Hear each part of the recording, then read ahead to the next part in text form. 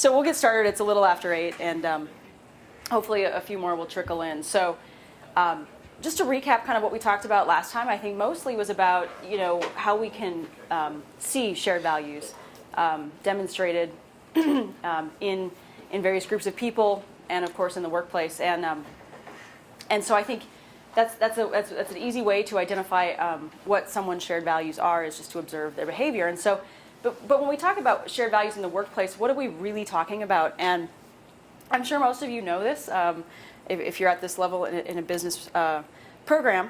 But okay, there we go. So all companies have, most have a mission, vision, values, and then of course their strategy. And I just want to make sure we're clear on the terminology, all talking about the same thing. So what's a company's mission? It's the purpose, it's why we exist.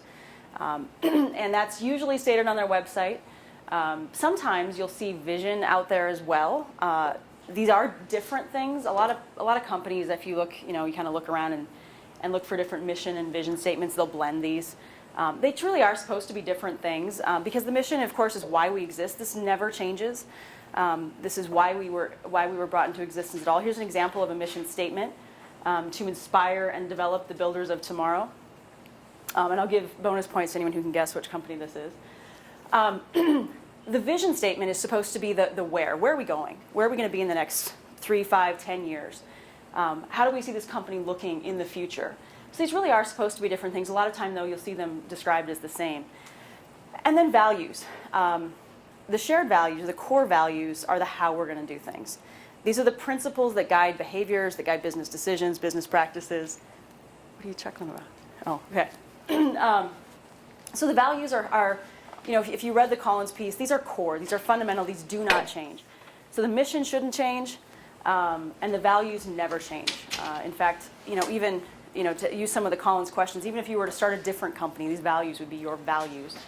Even if it costs the bottom line, you would stick to your values. They are core, they do not change. Vision may change over time.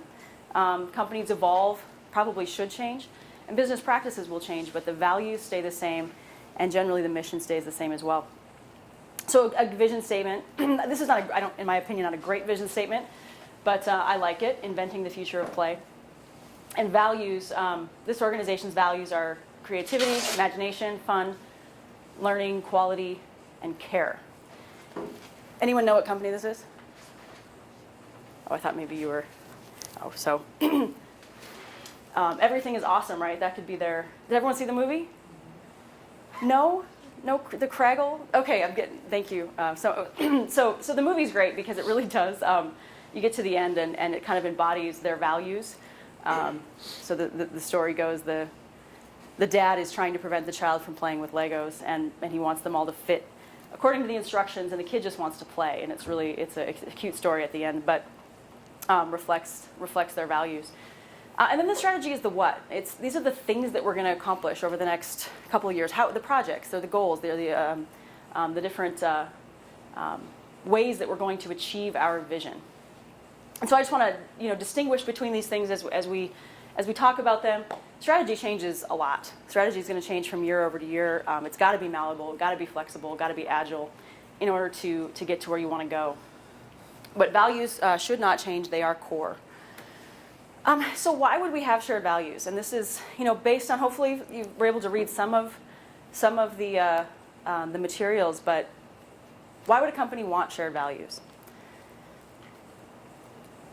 There's probably lots of different reasons. I don't think there's any right or wrong.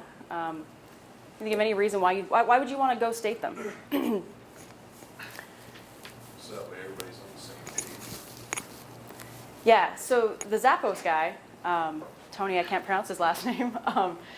The Zappos guy made that comment. So when Zappos was a small company, they were involved in every hiring decision, and they could say, yeah, this person's right for the company, this person's not.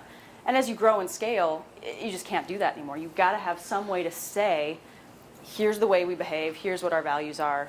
It helps you determine who the right people are. Do these people fit the company? Helps guide that behavior. Any other reasons why you'd want a statement of shared values? Or core values? For customers. Yeah. Can you give me an example of a company where that would matter, or why you would, or how that would impact your choice as a customer? Although I don't see it personally, Walmart tries to promote community, and if you go to any of their stores, they have a billboard of all the money that they've donated to community stuff, but most of them aren't directly to our community. We do have 3 Walmarts in our community. Yeah. There's the general ones like United Way and stuff like that. And what's Walmart doing right now? So Walmart is closing over 200 stores in the U.S. And now they're going to open a bunch more too. That's the kind of the piece that doesn't get shared a lot. But a lot of them that they're closing are in rural areas. And so back when I was in college, like, almost 20 years ago, I remember my freshman English class, I had a really cool professor who let us write papers on some fun things. And so I had a Doonesbury cartoon that I had to write some commentary on it. And it was about Walmart. And it was about Main Street USA and what Walmart has done. So everyone knows Walmart's business model, right? I mean, they're the one-stop shop. And they're always low prices.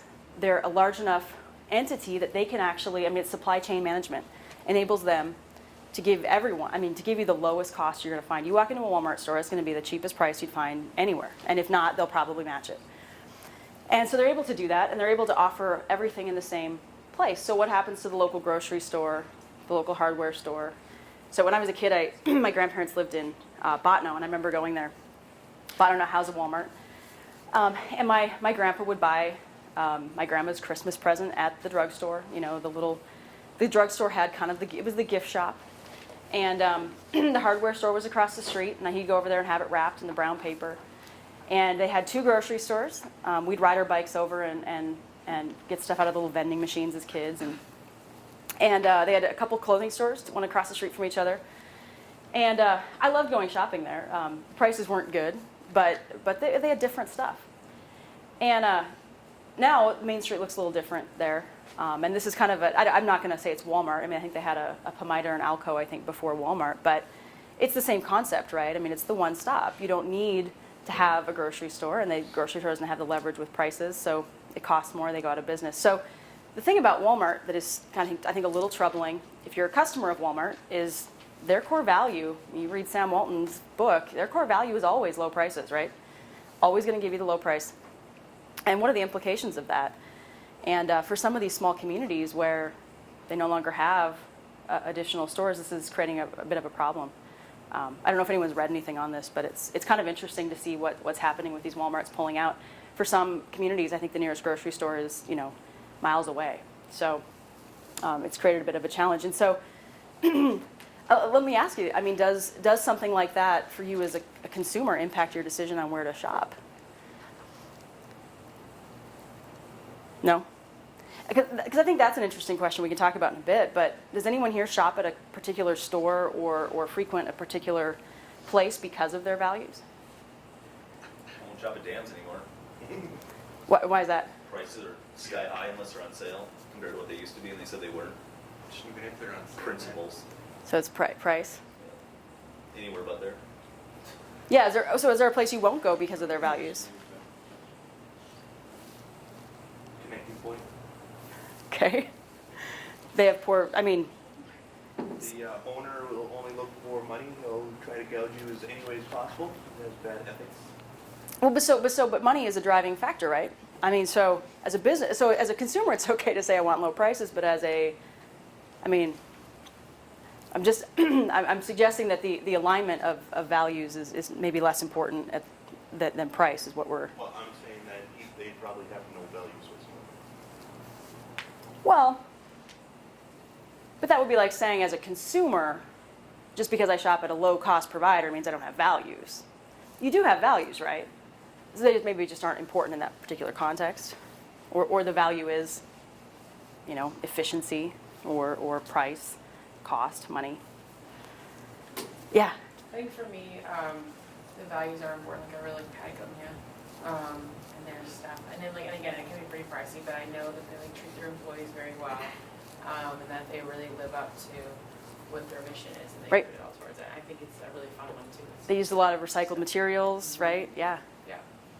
Yeah. So Starbucks is one for me that, I know it's expensive, and it's probably not a good thing to go to Starbucks every day, but I know that they think about what they do for their employees, right? Full tuition assistance. They treat their people pretty well. So I think things like that make a difference for me as well. Yeah. How did you feel about the red cup? Are you going to drink there anymore?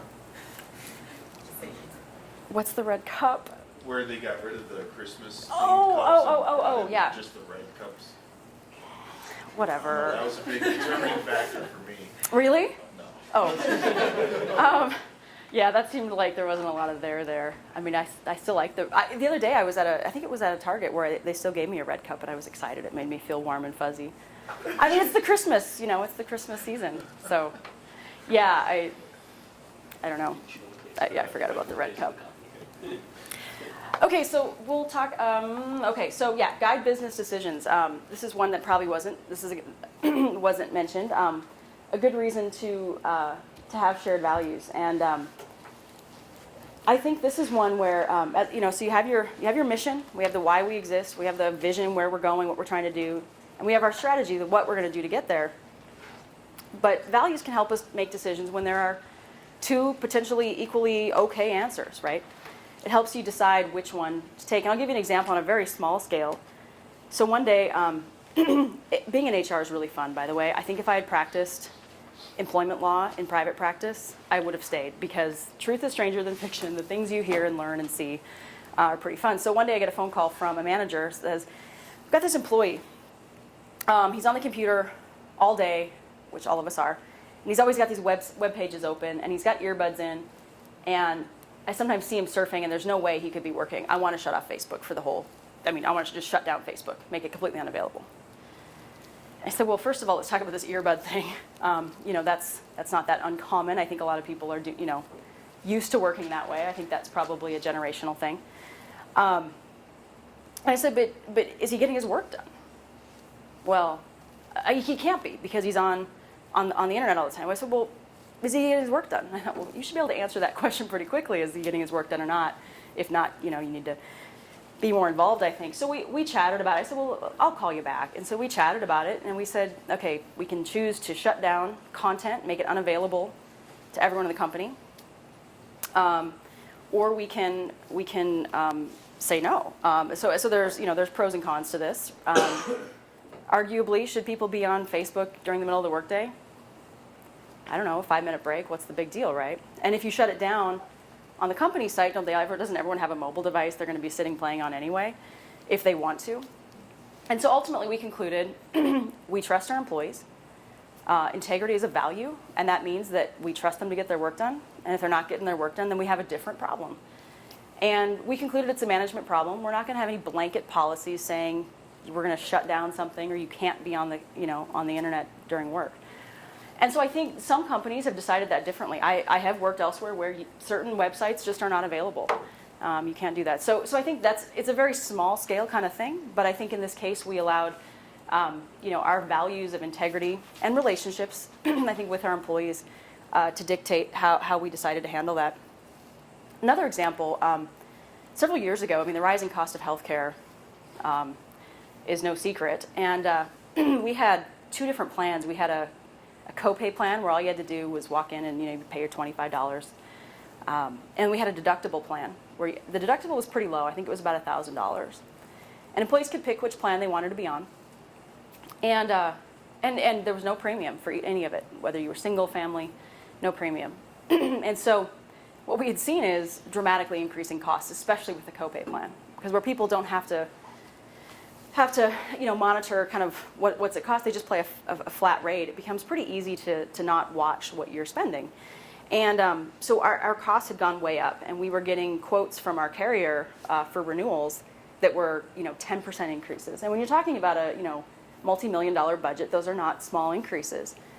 And we were faced with the decision of what are we going to do. And so the initial decision was, well, we're going to charge those copay people a small premium. And we did that for a year, and we had the same experience. People continued to, it didn't faze them a whole lot. They continued to use, and we were faced with the same 10% increase. And so Tracy Porter, who you'll meet, if you remember from day one, I think he was here as well. He's the UMary basketball player. Tracy is I think a very exceptional person in just kind of having vision and looking ahead to the future. And he said, well, let's look at a high deductible plan, a consumer-driven health plan. So if everyone's, you're probably not familiar. You probably all have your parents' plans. Consumer-driven health plan is a high deductible plan. For a single person, I believe it's $2,600. For us, I think the minimum is maybe $1,200. So you pay a lot of upfront costs, but then, and then once you hit your deductible, you're at, 80-20, the typical cost share. But the advantage of that plan is something called a health savings account. Hopefully everyone's familiar with these. If you're not, a health savings account is a great investment vehicle. You can put in money pre-tax. It grows. All the growth is untaxed. And when you take withdrawals for qualified medical, it's not taxed. It's a great investment vehicle for preparing for medical expenses. And so you kind of have the disadvantage of the high deductible plan, but then you've got this great health savings account. So for our employees, and the good news with this was not only could we continue to not charge a premium for the high deductible plan, we could also put money into that HSA for them and give them that money. So that money that we used to be spending on premiums, we would put in their accounts. And those HSAs are in their names. That's you as the consumer get to decide where that money goes. Spend it as you choose. And so we had to make this decision, and it was exceptionally painful for people who are used to just paying a flat rate. And we decided that it was the right thing to do. We wanted to empower our employees. We didn't want to take away their choice and say, look, we're just going to start charging you premiums. Too bad, so sad. What we said is, we're going to move to a plan where the money's in your pocket. If you have expenses, we're going to help you with them. We're going to give you money to get there. But if you don't, you can save it. You don't have to put it towards premium, which was exceptionally attractive to young people who are pretty healthy. So the idea is you're not paying a premium for health coverage, and you're getting at that time, it's right now it's $1,200 a year, and then you can earn $800 more through our wellness programs, up to $2,000, which helps you reach that premium or the deductible. So we decided to go that route, and I can tell you it was really painful. But our values were such that we believed that empowering people with these funds, this is an employee benefit, we can direct where that money goes. We can say it's going to go to premiums, or we can give it to you and you decide. You decide what you want to do with it. And so that's what we decided to do. And I think that other companies, it's not uncommon to see the traditional deductible copay plans. We could have kept that. And our employees probably would have been happier in the short term. But it was probably the right thing to do to give them the opportunity. And today, we have about $3 million in employee health savings accounts. That's their money. Doesn't go to that. Previously would have gone to the insurance carrier. Now that's in their pockets, in their accounts. If they leave NISC, they get to take it with them. And I think we thought about empowering our employees as we did that. So that's just another example of. I can give you one more really quick one. This one's less complicated. So daycare is an issue in this community, right? Or at least it was. Last couple years, there's just been a huge shortage of daycare. And so a few employers in town got together and said, hey, maybe we should invest in a daycare. And we had looked at doing one on site. And as we did that, we started to figure out the cost. What's this going to cost for us? And we started to pull some focus groups together. What do our employees really want to do? And when it came down to committing, we didn't really have a lot of employees willing to commit. But even if we had 50 employees willing to commit, we went back and had the following conversation. If this is something where it pays for itself and all we're doing is giving them the space, that's great. That's great. It's a great benefit. But if this is something where we're subsidizing putting in a lot of money for the benefit of just a few employees, that isn't fair. Every employee should be entitled to the same benefit. I mean, every one of them shows up for work every day, does their best for our members. They should get the same benefit. So if we're going to give a benefit through a subsidy, effectively to those who have children, and it's not available to everybody else, we don't think that's the right thing to do. I've realized that integrity and consistency at NISC are probably one and the same. We've got to be consistent in the way we treat people. And so the community project did go forward, and we opted out. We've worked with a facility in Mandan to kind of give us a little bit of a preference for our employees. And so that's a decision where, was it the right thing to do? You know, we ask that question a lot, was it the right thing to do? And I think to answer that question, you look to your values and you go, you know, we want to treat our employees the same and give them the same benefits. And so that was one where it was probably a little painful. I think if you, at first glance, looked at it, you'd say, well, why wouldn't you support a daycare for your employees? But that was one where we said, you know, we got to make something available to everybody. Other reasons, setting priorities and boundaries. What are we gonna put ahead of something else? I think this is another, if you read the articles, you know, another reason why you would want to articulate your values. I mentioned, you know, identifying the right employees. We talked about that a little bit. Helping people, helping our hiring managers figure out who's right, but also I think for employees, helping them understand, is this the right place for them? It's got to be, that's a two-way street. I tell our recruiters that all the time.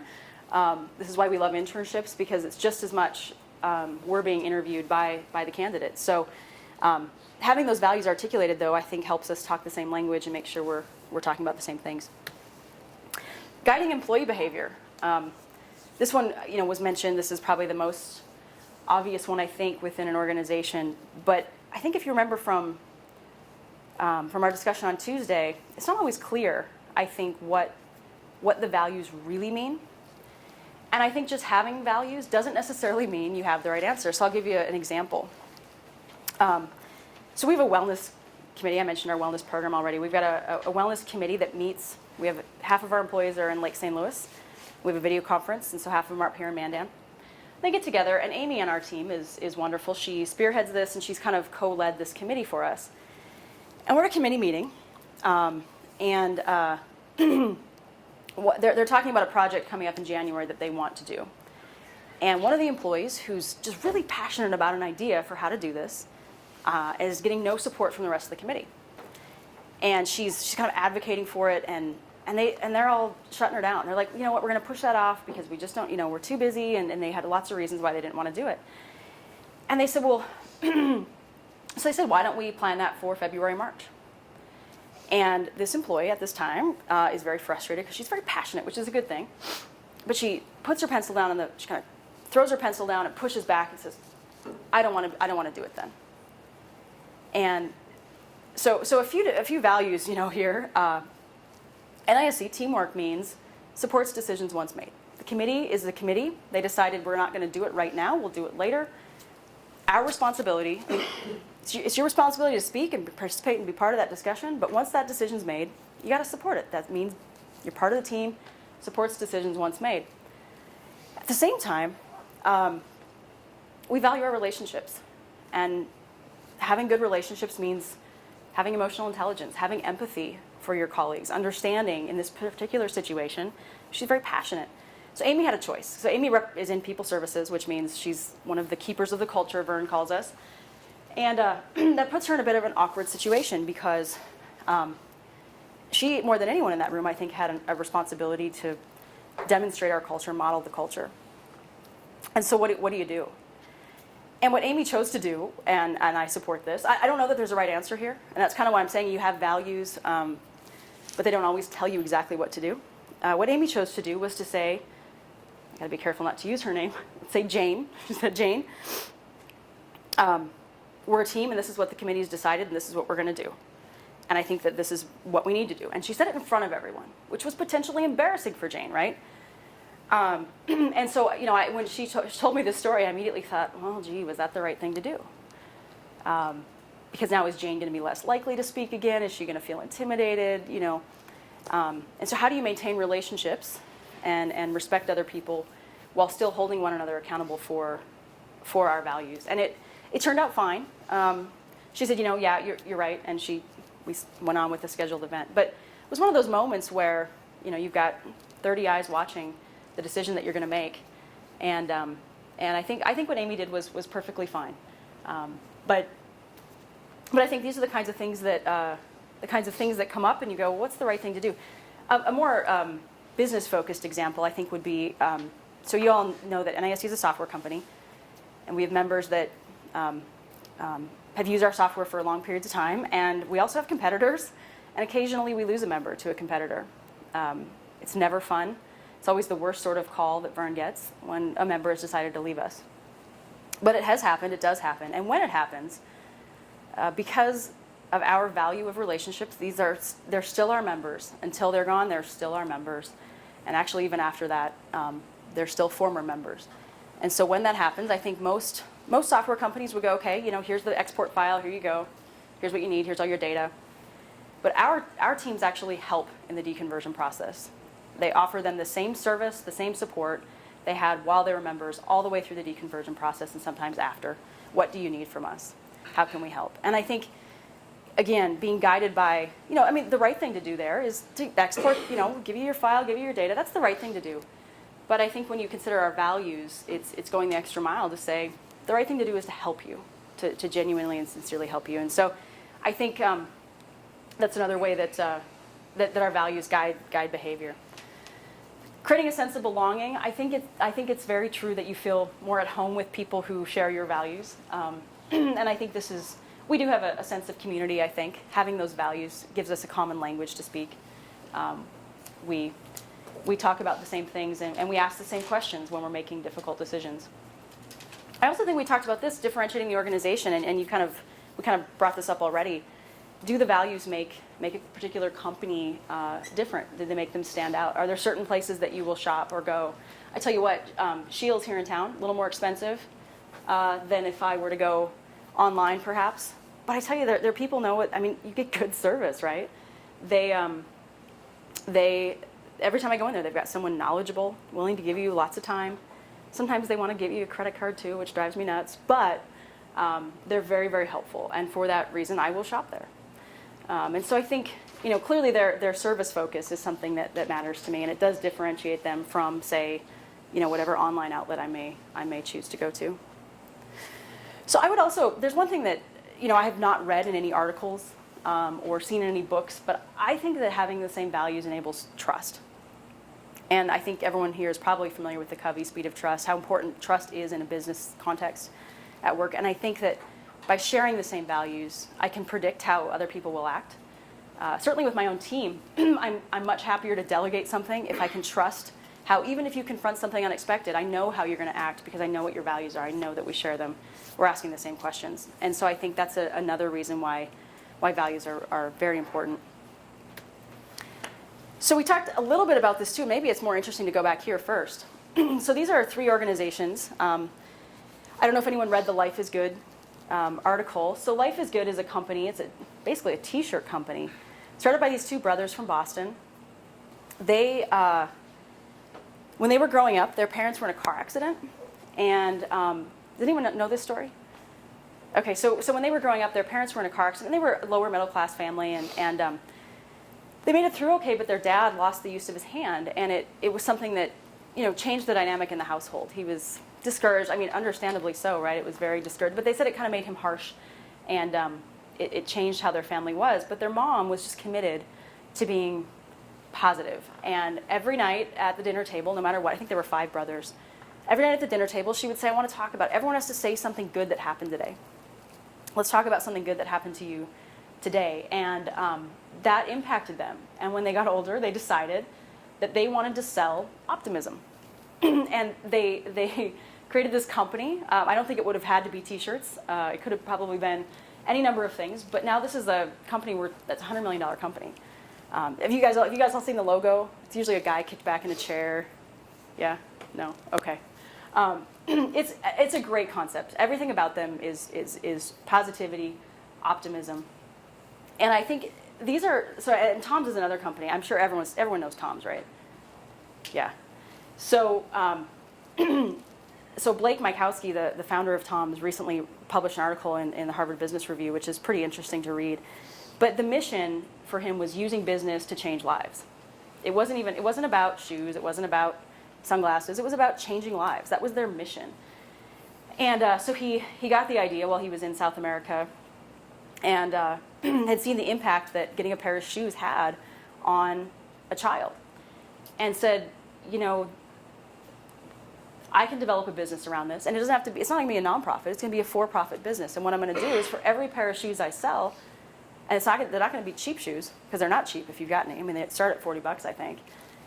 for every pair of shoes I sell, I'm going to donate a pair of shoes to a child who doesn't have them in another country. And did anyone here have Toms? Okay.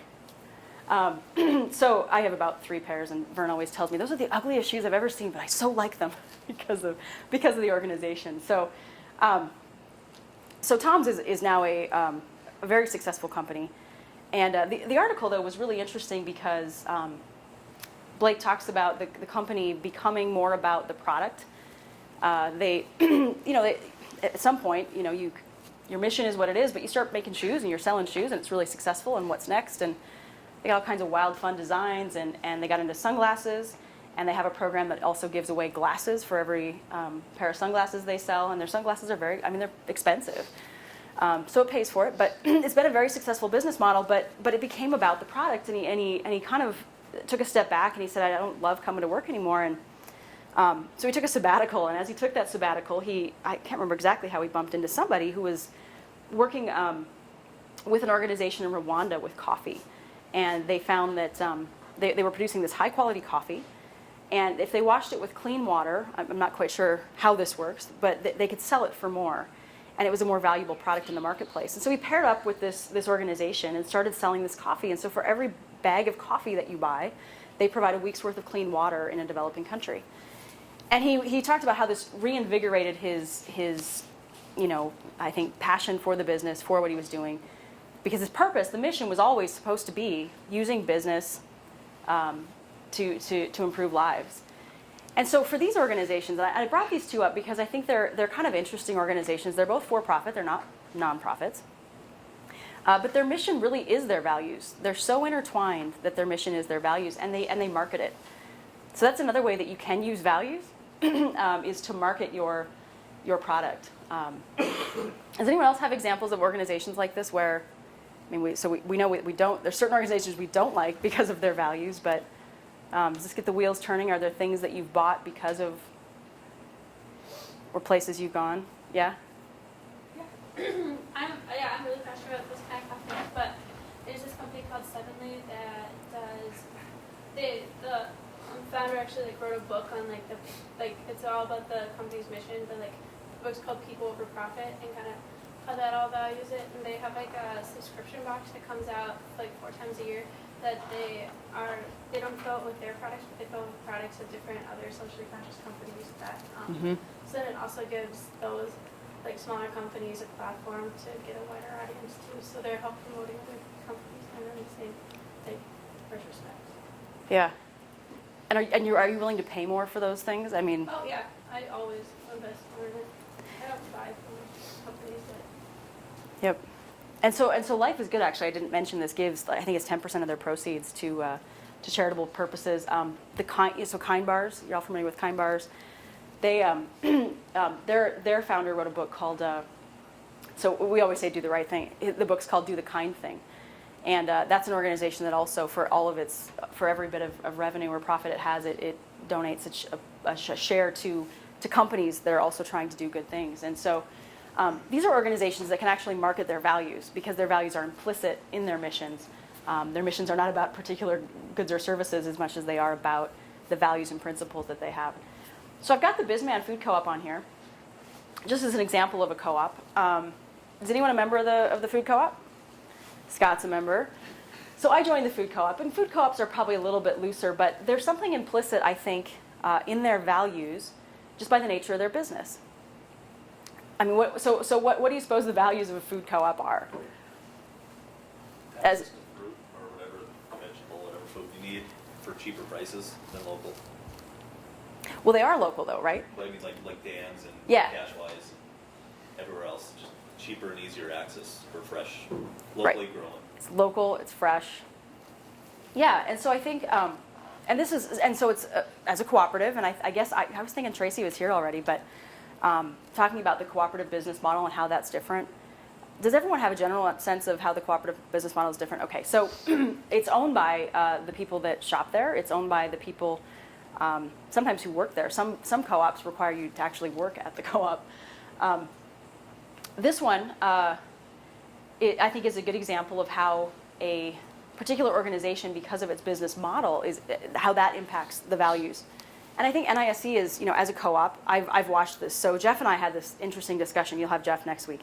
Jeff and I had this interesting discussion recently about when we say do the right thing, what does that mean? And we had a long discussion about what the right thing is. Is that the right thing for our members? Is it the right thing for employees? And I think being a cooperative, and we actually had a debate once about, Southwest Airlines is a good example of a company that serves employees. If you make your employees happy, they'll make the customers happy, right? That's their philosophy. We had a discussion about that and said, well, what's our philosophy? Do we make our customers happy or do we make our employees happy? And because of the nature of our business model, it is, I think the answer to that question is our members. We serve our members, and that drives our value statement. So when we say do the right thing, we mean do the right thing for employees, but we also really mean do the right thing for members, because this is the nature of our business. And the values that our members have are very similar to ours. In fact, I think they're probably the same. Just like the food co-op, if you're gonna shop there, it's probably because you value local, fresh, local business. You want to support a local business. And in that same manner, the customer values aligning with the company values. I think you see that in a cooperative a lot. And at NISC, certainly there are stories in the book, but there are stories everywhere. The first time I went to one of our member conferences, the relationships that we have with our members, first name basis, how's your family, pictures of the kids, these are our customers, and the relationships that are generated by the nature of our business, they value those relationships as much as we do. That's clearly a shared value that we share with our customers. And I think it's interesting to talk about, and this was kind of the previous slide was, so we talk about shared values, well, who shares them? Or core values, whose values are there? Or are they? And so a CEO, so at Zappos, the CEO collected the information, gathered it, put it together. So I think the CEO has, a say in the values, right? Oftentimes the CEO is a founder as well, so that makes a lot of sense, right? That's who's driving it. But at NISC, we did something different. And I think the Collins article would support this in saying that, you've got to have people that share your values. And to do that, they have to be predisposed. You can't teach values. People have to, you can teach them, but you can't instill them in people. They either have them or they don't. And so this is something I've wrestled with for a long time is, where do our values come from? Because if our employees don't share them, how's it ever going to work, right? I mean, that's the day-to-day living the values is with employees. So, arguably the values can come from the top down or they can come from the bottom up. And we chose to do the bottom up at NISC, which I think was maybe potentially risky for our board of directors to let our employees come up with our value statement. But we did. We had a committee of people that sat down and said, these are the things that we as an organization value, or our people value. And I think it was a very successful process. And it, in addition to, just coming up with the words, they came up with the descriptions of what it means to us as employees. I think that got a lot of, I think it was the right way to do it at NISC. It was the right way. Our employees respected that process. And as a result, appreciate the value statement that much more. I don't know that that's the right way to do it. The only way to do it, you see reference to taking years to come up with a value statement. But at the end of the day, I think it's got to reflect what actually is there. And I think starting with employees helps you do that. Owners and shareholders, this is an interesting one. In a publicly traded business, I think it would be pretty hard for shareholders to have the same values as the company. So when you go out to invest in an organization as an investor, so a publicly traded organization, you're going to buy shares. Are you looking at their values? I would think that's probably not most people's first thought. They're looking at, what's the financial statement look like? What's the projected, increase in, or the potential increase in the value of the stock? I think it's pretty hard. But when you get to an organization like a cooperative, and this is, talking about the cooperative business model being a little different, I think the values of the owners who are the members become really important. And if we didn't have those, if we didn't share those values, they wouldn't be with us. And I know, so the more I've learned about cooperatives, so when I joined NISC, I took all my money and moved it over to a credit union. Because credit unions are, of course, the same way. They're owned by the people who go there. And so they've got a board. You can choose to be on there. You can run to be on the board of your local credit union. You can run to be on the board of a co-op. At NISC, our board, they are our customers. The board of directors are members who have their own co-ops, actually. So we serve other co-ops, but that gives them a voice and a very direct voice and a meaningful voice. Our decisions are largely guided by our directors, and they're very active in the organization. But more than anything, they share the same values that we do, and I think that's been really important. And it allows for a lot of continuity. And you talk about a sense of place or community or feeling togetherness. We refer to the cooperative family, and oftentimes it does feel like that. I don't think that's necessarily impossible with other types of organizations, but it's one thing I really like about a cooperative is that you have that real solid alignment with your even if you think about a food co-op, you've got the alignment. You probably trust that the products are going to be local and fresh. Although Chipotle, I don't know if anyone's following what's going on with Chipotle. So I think Jeff's going to talk to you about Chipotle next week, but this is an organization, right, that everyone's eating there, right? Okay, I'm getting some nods. So Chipotle's got great burritos. If you ever have the chance, they're really good, but one of their big pitches is we've got, it's all fresh, locally grown, no antibiotics, right? Their chickens come from family farm in Vermont, and they recently had massive outbreaks of foodborne illness that required them to shut down a number of stores, and I think there were, 50 kids at Boston College that got sick with norovirus. They had E. coli.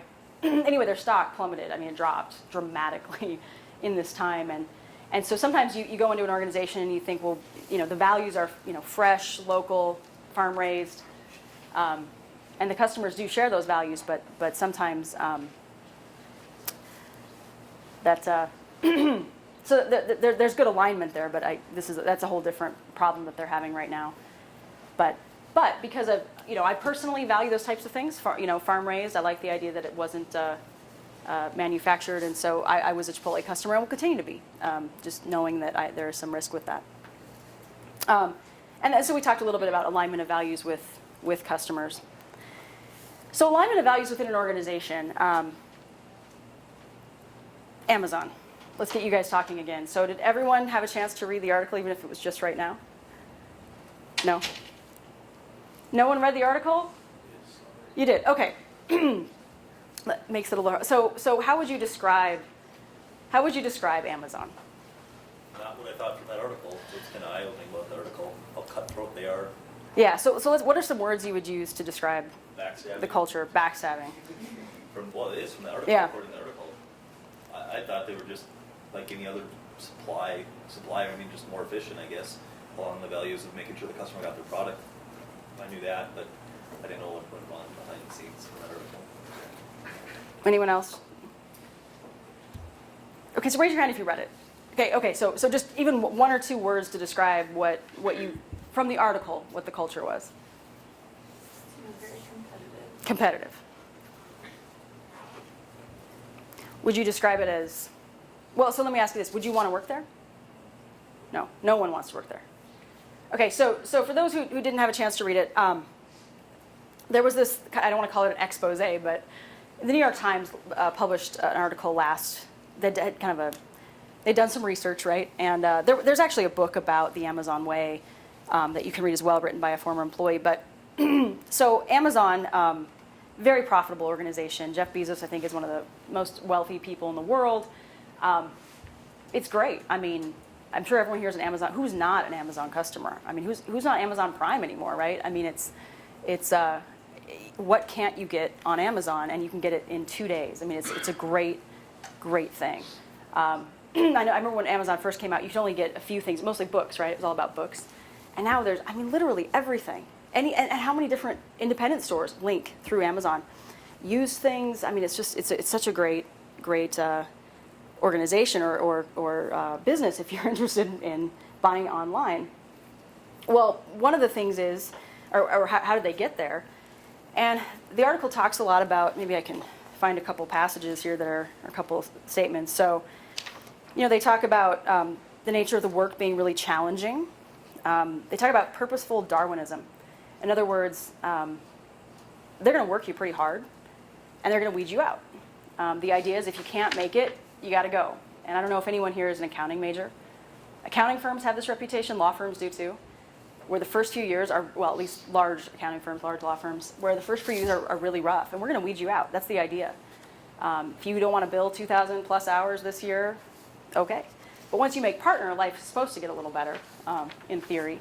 But that's the idea. So Amazon calls it purposeful Darwinism. In other words, they're looking for people to leave, and they're edging out people who don't fit. And Jack Welch has the same concept of annually lopping off the bottom 10%. The bottom 10% don't get to stay with the organization. And the idea is, you keep it, everyone's on their A game, and you keep it competitive, you keep it challenging. You have all A players. But the article talks about, so another statement is conflict brings about innovation. They encourage people to argue and to engage in battle, I think they even call it during onboarding. And they're trying to get you to do it in a respectful way so that you don't take it personally, so they kind of have these training exercises. But the idea is that if we can debate heatedly, we'll come up with better ideas at the end of it. There's some discussion of, people crying at the office. There is some discussion in the article, too, of people being penalized or kind of treated differently because they were out with an illness or took maternity leave. There's not a lot of women, I'm guessing, at certain levels because of that. But they talk about it being a place where, they've got high achievers. It is very competitive, very challenging. People are very smart and they're committed. They're willing to work late hours. So they talk, and Jeff Bezos has not been shy about it. He did clarify when this all came out. He said, this whole thing with the medical thing, he came back and argued with that. But the rest of it, he said, I work to keep the culture the way it is. So this is the culture that they support. They do another feature in there. They have this ongoing feedback process where, I'm trying to think of what they called it. Basically, you can give upward feedback. You can, if your supervisor is behaving a certain way, doing something, you can give upward feedback. And you can give feedback about your peers to their supervisors. You just hop in the system and send a little note. I didn't like the way Jim did this. Anonymously. Yeah, anonymously, right? Yeah. So it's, the supervisor knows who it is, but the employee doesn't. So someone talks about having an ulcer. They talk about employee meetings where they're asked to read 60 pages of documents, and then they have kind of pop quizzes on them. Sounds like they're not afraid to embarrass people. Yeah, they call it the anytime feedback tool. And some people get the full paste, which means every critical word is pasted into their performance review. So the quote I like is, Amazon is where overachievers go to feel bad about themselves. So it doesn't sound like a great place to work. But let's look at their values. Remember how I said on Tuesday that no one has a bad value statement, right? So what's wrong with customer focus, right? Inventing and simplifying, well, that all sounds good. Hiring and developing the best. Everyone wants to work with other A players, right? You want to work with smart people. Frugal, we should all be frugal. Having a backbone, being willing to disagree with others, I think that's good, right? You stand up you're willing to participate and say, no, this is what I think. Ownership, you own the projects, you own your work, you're accountable for it. Insisting on high standards, bias for action, you're willing to take action, not complacent. You're learning, willing to learn, deep dive, you're trying to find the real root cause of the problem, results driven. There's nothing wrong with any of these things, right? And as you look at it, and so Jeff Bezos says, no, this is the culture I want. But is that the culture you'd expect by looking at these statements? Probably not, right? But yet it does align. It's still not inconsistent with these words. It makes sense. And I don't know how to be honest, I don't know how they would write the statement differently, I don't think they would use words like competitive, but they might say insisting on high standards. Same thing, right? They might not say, being really critical, but isn't that, accountability and ownership? So I think my point in this exercise is that sometimes words are not what you think they mean. They don't mean the same thing to other organizations. And this is not consistent. I think this is a well-aligned organization. And we may not want to work there. I don't. But I know people that would. I think I do know people that would love this environment. Have you ever had a class with somebody who's in the front like this all the time? And I've experienced that. And those people like the feedback. They like the reward. They like to compete. They kind of thrive in that environment. I think there are people who really do thrive in that environment. Yeah, Amazon is where overachievers go to feel bad about themselves. But you know what? People still go to work there, and there are people who are satisfied. There are people who are not. It's the greatest place I hate to work, is one of the other quotes from this article. So among Fortune 500 companies, Amazon has the second highest turnover rate. I believe Google's fourth, which is interesting because everyone thinks, oh, Google has such great culture, right? Second highest turnover. Average employee tenure is a year. Google, I think, is 1.1 years. So again, you think it's such a great place to work, but what does it really mean? We always hear about, Google has their, in kind of their innovation days where they get a day just to do whatever they want, work on a project, whatever they want. Well, they're making up for it. I mean, right? If you really dig in, and so, now I'm not saying it's not a great place to work. I'm just saying I think there's usually more than meets the eye. Median pay at Amazon, obviously pretty high. Now they're based in Seattle, so things are relative. But median age, 32, which tells you people probably don't stick around too long. And it's good for people who are maybe single and don't have children. That would be another takeaway I'd have from that. Google's numbers aren't much different for those as well. And so you think about these being these great innovative companies doing good things, and they've got a value statement that I can get on board with. But how does that work in practice? And so just want to talk about how, words are just words. How do you really describe what they mean and define what they mean? And I think most value statements that you look at, you'll see the descriptive statement that kind of says, here's what integrity means here. And so I think that's important. You can look and read that. Behavior statements are something that we'll talk about in 1 second here. Storytelling is another way. So the book that Vern wrote, Wired Differently, the whole idea there, the way that he was, or his whole purpose in doing that was to tell the stories of the employees of NISC. He wanted to, understanding that culture really is understood by observing people, seeing the way they behave, seeing the way that they make decisions. So telling those stories, I think, is a good way to communicate the culture and the values and flesh them out. Policies and practices. Talk about that in a minute. And then, of course, observing others. Like I said, I've learned more about our values from watching other people in our company and how they choose to behave. So behavior statements I want to talk just a little bit more about. So this is NISC Statement of Shared Values. I'll use it because I know it. Integrity, relationships, innovation, teamwork, empowerment, personal development. All makes sense, right? But what do they really mean? In fact, that one article, pointed out that 60% of companies have integrity as a shared value. So what does that really mean? And so what we did at NISC, we said, okay, we gotta convey this to people. So Vern writes the book. That's very helpful. Thank you. Thank you very much. But more than that, we want to take it a step further and really identify. I think the stories most people can extrapolate, but really identify. So integrity has a description. We hold ourselves to the highest professional, moral, and ethical standards. We're committed to doing the right thing always. And I go back to the question of what's the right thing? What does that really mean?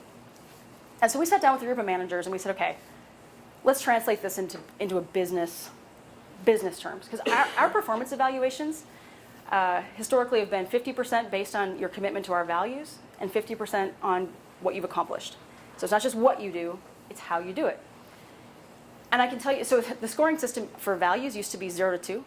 How often do you think people got anything other than a 2? And people are pretty nice, right? They don't want to tell you, hey, so I can tell you out of, maybe 600 employees, maybe you get 1 or 2 that would have like a 1.8. There was something slightly off. But when people rate other people on shared values, it was kind of like, well, they're nice, they fit here. But what does that really mean? And so we said, no, it's got to have some meat to it. We got to put some teeth in this. And Jim Collins talks about having these real mechanisms to bring your values to bear. And so we asked them, so what are the business behaviors or expectations for integrity? And we identified 3: building trust, being dependable, and stewardship. I don't think most companies would necessarily think about stewardship when they talk about integrity, but I'll explain what that means. So we'll start with building trust. I'll go through these really quick. The one that stands out to me, so these are the behavior statements that we've written out. What does it mean to build trust? So if you have integrity, it means you can build trust. What does it mean to build trust? Well, yeah, you do what you'll say you do. You're consistent, right? That makes sense. But the next one maybe isn't as intuitive. So expresses views openly and directly. So if we're sitting in a meeting and I've got an employee who's not participating, I might question. I'm a little concerned, right? It's your responsibility as a matter of integrity to share your opinion and participate and be active in this meeting. I expect you to, right? That's what you're paid for. I know someone once was reluctant to say, oh, I didn't really want to say this, but so what do you mean? That's what you're paid for. You're paid for your ideas. I want to hear them. It's your responsibility to share them. And I think more than that, it does help us build trust. I know what you're thinking. I need to know what you're thinking. Letting other people know your intentions, I think, is important. Maintaining confidentiality. We have to know that you can keep things confidential. But also, this one too, I think, setting realistic expectations. How often have we committed to something and not followed through? And you're trying to do the right thing, right? You're trying to say, oh yeah, I'll take care of that, I'll take care of that. But when you don't, I lose some confidence in you. And so I'm not saying you have to do it all, but you got to set realistic expectations. And if something changes, you got to come back and tell me what's changed and reset my expectations. Dependability. I'll probably just skip this one, but that's another because I think this one's a little more intuitive. But stewardship is one that may not be. So having integrity at NISC means that you are a steward of resources. So it means you're going to accurately estimate how long it's going to take you to get something done. We need to know what kind of commitment you're able to make, and if it's going to take more than that, we need to know that. We expect you to do the ROI on different activities. Does it make sense? So a lot of times we'll get requests from members for customization. We've got 600 different members using our software, and one of them will call in and they want something special just for them. They're even willing to pay for it. But we got to say, well, wait a minute. That'll take time off the project I'm working on that benefits everybody. And even though you're going to pay for it, it's more important that I get this done. So you've got to run the ROI. Everyone's expected to look for ways to reduce inefficiencies. It's an expectation of everyone. But also, so it's not just about money. It's about making the best use of your own time and the time of others. Do not invite me to a meeting if I don't need to be there. It's not a good thing. Don't go to a meeting if you don't need to be there. Don't stand in someone's doorway for a half hour, particularly if they've got something to work on. So I think being a good steward of not only resources but time is important. So these are examples, and I share these with you because this is part of the assignment I've asked you to do, is to describe some behavior statements for values. So I've got a quick exercise, and we'll try to make it as short as possible. And it looks like everyone sat where they were before, so this is good. So you all identified values you've seen on campus and the different values you have observed on campus. And so as we talk about storytelling, just really quick, get back with your group and come up with one story that you think, maybe surprisingly so, really exemplified the values. Pick one of the values you identified and come up with a story that you've seen someone else do. Ideally, it'd be someone like a peer, not necessarily a leader, but you can pick anyone. Something that you've seen that really exemplifies, and for me, I had to ask the question, what does hospitality really mean? What does community really mean? So give me a story. We have the one about the fire. I like that one. Let's not use that one. Let's come up with a few other stories that exemplify values. And we'll keep it short. We'll go for 5 minutes.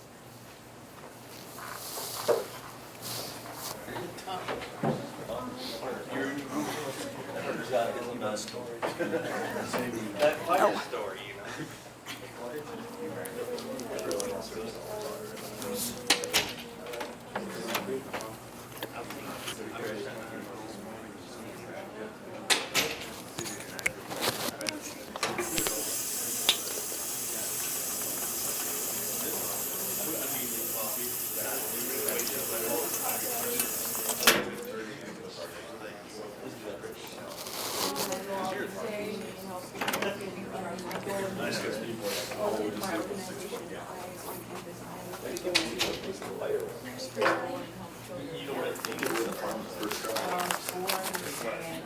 What's that? About the fire example.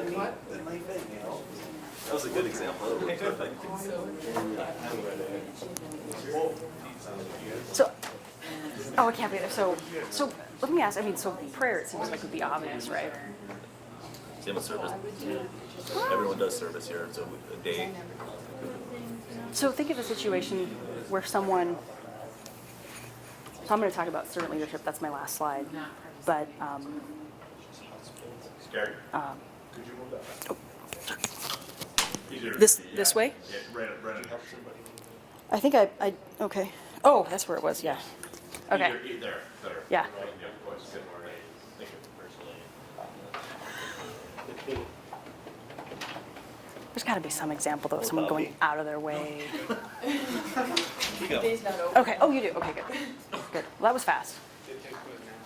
Okay, so that maybe was a lot easier than I thought. So, do you guys have one? Actually, no. Okay, still thinking. I don't know. Okay. We're narrowing down. Okay, take another minute. Okay.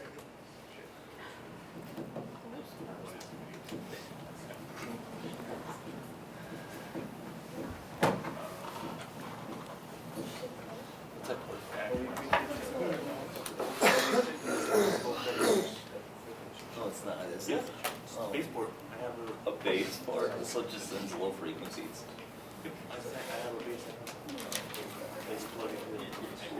I wish my headphone jack worked. I didn't buy one. They didn't solder on my motherboard. So I had to buy one. Yeah.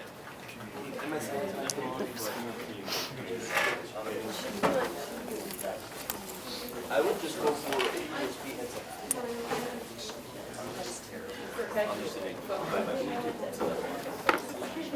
Do you guys want some extra credit? You want to come up with a story where you've seen someone act not in accordance with values? No names, nothing identifying. Here? Yeah. Oh. Can't be work related. Yeah.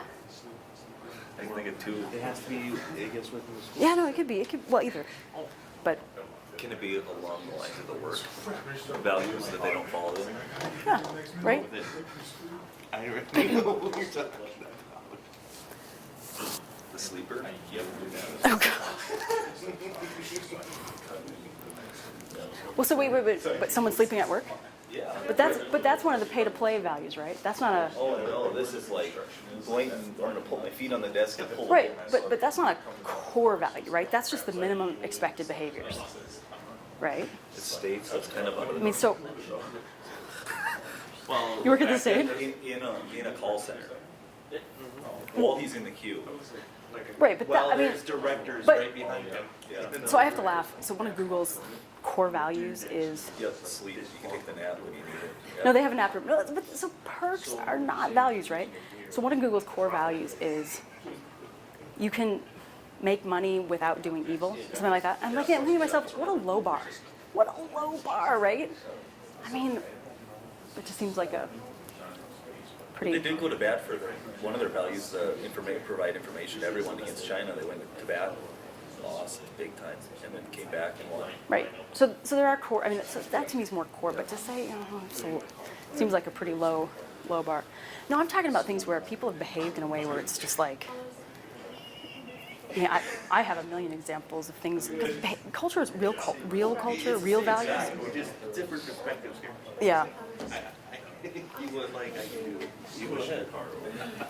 Okay. So you guys got one? What do you got? What's your value? So basically with community, Community? so you got the one-on-one relationship and with our professors, you know, especially our program. Yeah, so like if you got any questions or you're struggling with something, you can always go to your professor and you can talk it through with them. They'll sit down, go through it with you. Have you ever called a professor at like 8 o'clock at night? You don't have to because they're always accessible during the day.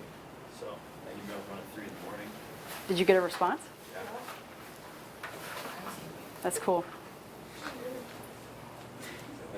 So when you say community, do you feel like they're your partner in this experience?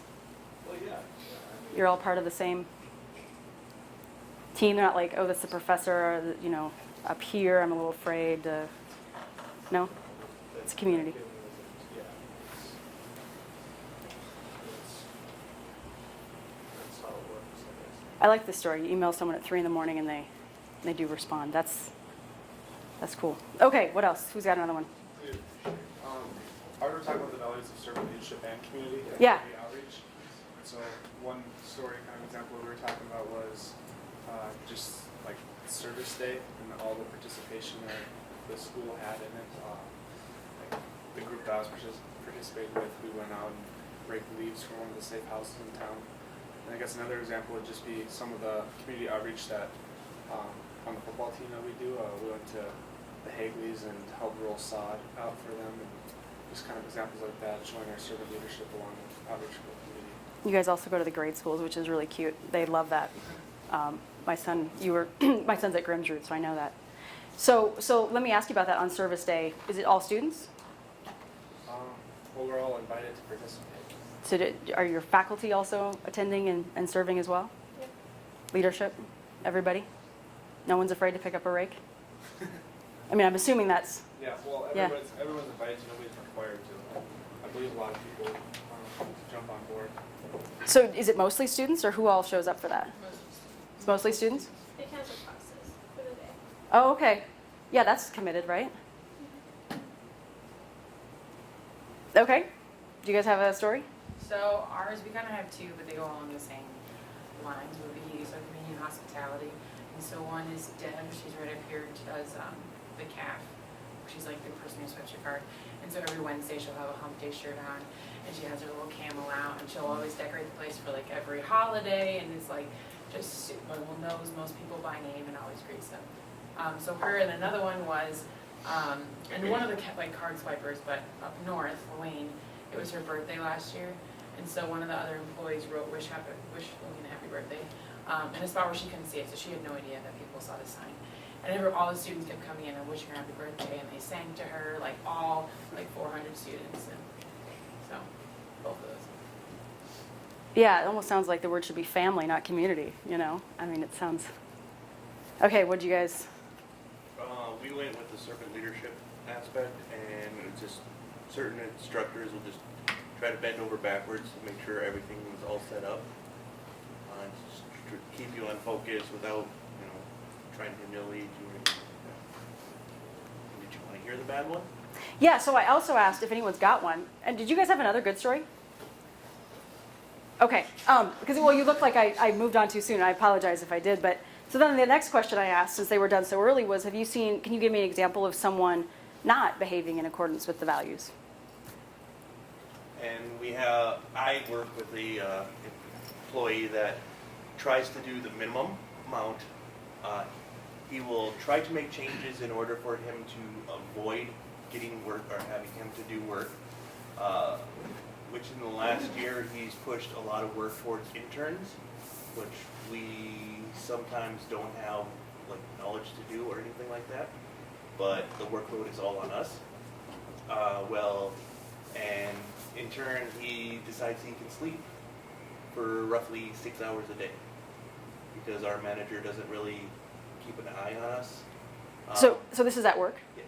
Okay, and so is the manager aware this is happening though? She's been informed many times. And what's happened? Nothing. Except when I worked there almost a year and a half ago, Yes. I knew about it. He slept while there's boards of directors behind him, and not more than 5 feet away.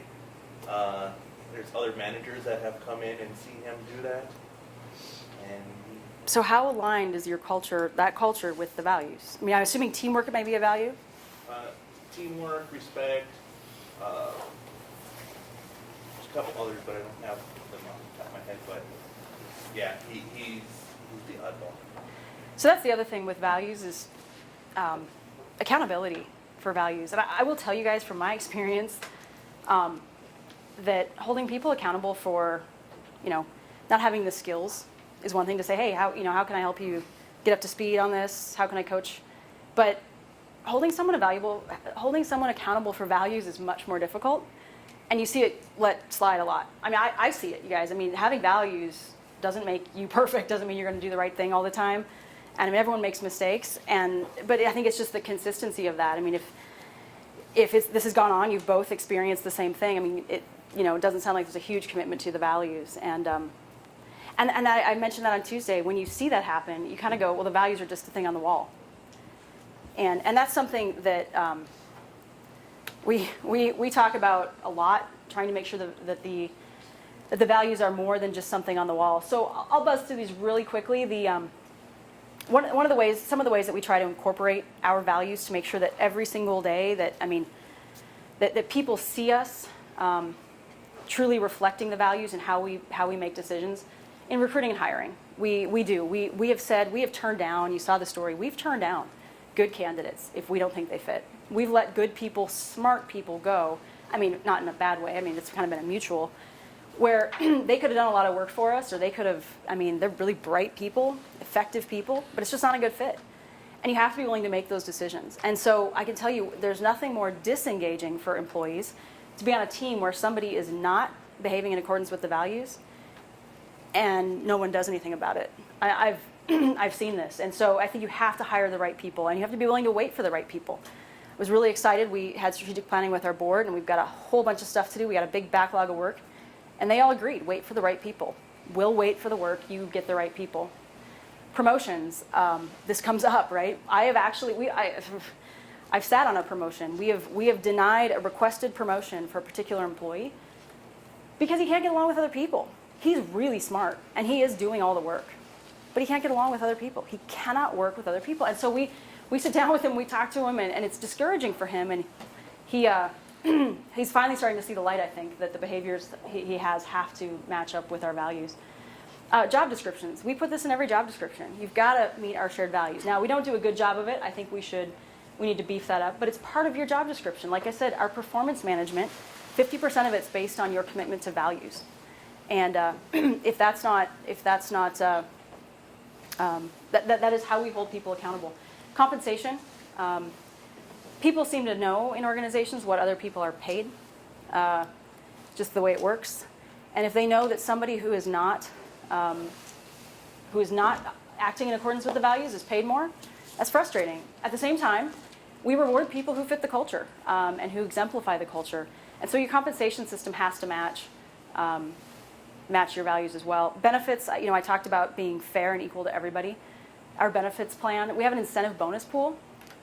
And every year, the board, if we have money, approves it. And the way it's distributed, half of it's across the board.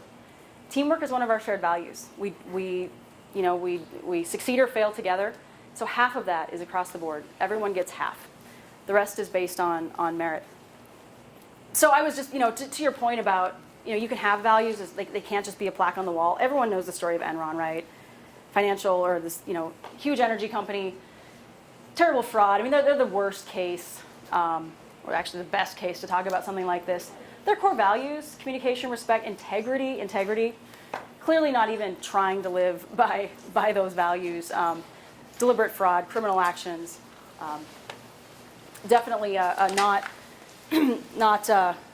not living those values. So actions speak louder than anything else. And I'll share this with you one more time. I'll leave you with a couple quick stories and I promise I'll be quick. But I think I want you to have this takeaway that your actions are speaking so loud I can't hear what you're saying. And so this picture here, so servant leadership is not a value at NISC. It's a philosophy. It's the approach we're all committed to. And I think it impacts the way we do things. I'll tell you a couple quick stories about Vern. So this is Vern. What is he doing?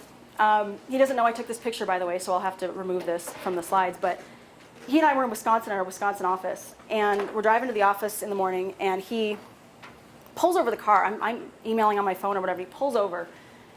He goes, oh, just a minute. He grabs his newspaper. He goes out there, and he's turning around this light. The light on the sign was facing the wrong way. And I sat there, and I thought, I got to take a picture of this. What is he doing? I mean, most CEOs, I think, would have driven on by, walked into and said to the facility guy, hey, the light needs to be adjusted, right? But Vern just went and did it. I'll tell you a couple other quick stories. Open enrollment every year. We used to have books that we'd print and we had to bind 600 different books for people. And it was we were running behind schedule as usual, and it was a 5:15 or so. And Amy and I are in the room across from Vern's office where we do this work, and we're binding these. And so teamwork's a value. So if Vern would have come by and said, "Can I help you?" I would have thought that would have been surprising. But that's not what he said. He didn't come by and offer to help. He came by and said, "You guys go home, I'll finish up." And there are so many stories like that. I'm getting the sense that we're out of time, but I think my point in saying that is words are just words, and it's really how they are played out, how they are, it's the actions that you see in the office that really make a difference. So as you look at different organizations, as you look at your assignment will be to go back to the organization Doug asked you to look at, and consider the values of that organization. And as you look at the words, think about what those words mean to you and what you want them to mean, and describe what those things mean. And so that's part one of your assignment. The next part I think is self-explanatory, but that's the takeaway. Actions speak louder than anything else.